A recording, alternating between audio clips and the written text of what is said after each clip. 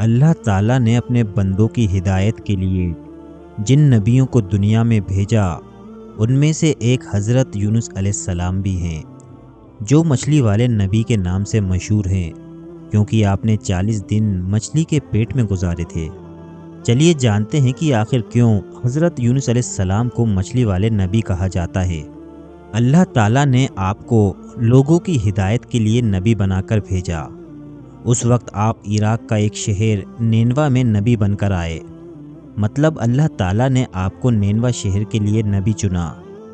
آپ کا کام تھا لوگوں کو ہدایت دینا، انہیں ایک اللہ کو ماننے پر راضی کرنا اور بت پرستی سے لوگوں کا دھیان ہٹانا۔ آپ نے آپ کے شہر کی بستی کے لوگوں کو ایک اللہ کی عبادت کا پیغام دیا اور بت پرستی کے لیے منع کیا، لیکن وہاں کے لوگوں نے آپ کی ایک بات نہیں مانی اور انہوں نے آپ کو بہت پریشان کیا۔ نتیجتاً انہوں نے اپنا شہر چھوڑنے کا فیصلہ کر لیا اور لوگوں کو بولا کہ میں یہاں سے جا رہا ہوں، لیکن اگر تم نے بت پرستی کو نہیں چھوڑا تو بہت جلد اس شہر پر اللہ کا بہت بڑا عذاب آئے گا۔ یہ کہہ کر آپ یعنی حضرت یونس علیہ السلام اپنی بستی سے نکل گئے اور دوسرے دیش جانے کے لیے کشتی پر سوار ہو گئے، لیکن کشتی کچھ دیر بعد بیچ ندی میں پہنچی تو ڈوبنے لگی۔ تو ملہ نے کشتی میں بیٹھے لوگوں سے فرمایا، جب کوئی غلام اپنے مالک سے بھاگ کر ہماری کشتی میں آ بیٹھتا ہے تو کشتی ڈوب جاتی ہے۔ چونکہ حضرت یونس علیہ السلام بھی اللہ کو بتائے بنا اپنے شہر سے بھاگ نکلے تھے، ملہ کے مطابق آج بھی کچھ ایسا ہی معلوم ہو رہا ہے۔ ملہ نے لوگوں سے کہا، جو بھی اپنے مالک سے بھاگ کر جا رہا ہے وہ دریا میں کود جائے تاکہ دوسرے مسافروں کی جان بچائی جا سکے۔ ملہ کی بات سن کر آپ نے فرمایا، اپنے مالک سے بھاگا ہوا غلام میں ہی ہوں، اسی لیے مجھے پانی میں ڈال دیا جائے۔ آپ نے کشتی پر سبھی سوار لوگوں سے واپس کہا کہ میں اللہ کے حکم کے بغیر ہی قوم والوں کے ستم سے تنگ آ کر اپنا وطن چھوڑ کر کہیں اور جانے کے لیے نکلا ہوں۔ اتنا کہتے ہی آپ پانی میں ڈال دیے گئے۔ پانی میں جاتے ہی اللہ نے آپ کی حفاظت کے لیے ایک بڑی مچھلی کو بھیجا جو کافی دیر سے کشتی کے کنارے کے چکر لگا رہی تھی۔ جیسے ہی آپ یعنی حضرت یونس علیہ السلام پانی میں پہنچے تو اس مچھلی نے آپ کو نگل لیا۔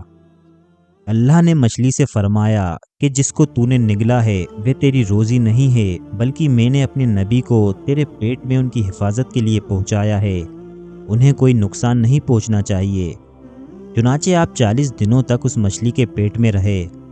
اللہ تعالیٰ نے مچھلی کا پیٹ اس طرح کانچ کی طرح صاف کر دیا تھا کہ آپ مچھلی کے پیٹ میں رہتے ہوئے بھی سمندر کے اندر کی ہر چیز دیکھتے اور اللہ کی تسبیح بیان فرماتے رہے۔ آپ مچھلی کے پیٹ میں رہتے ہوئے لا الہ الا انت انی کنت من الظالمین پڑھتے رہے۔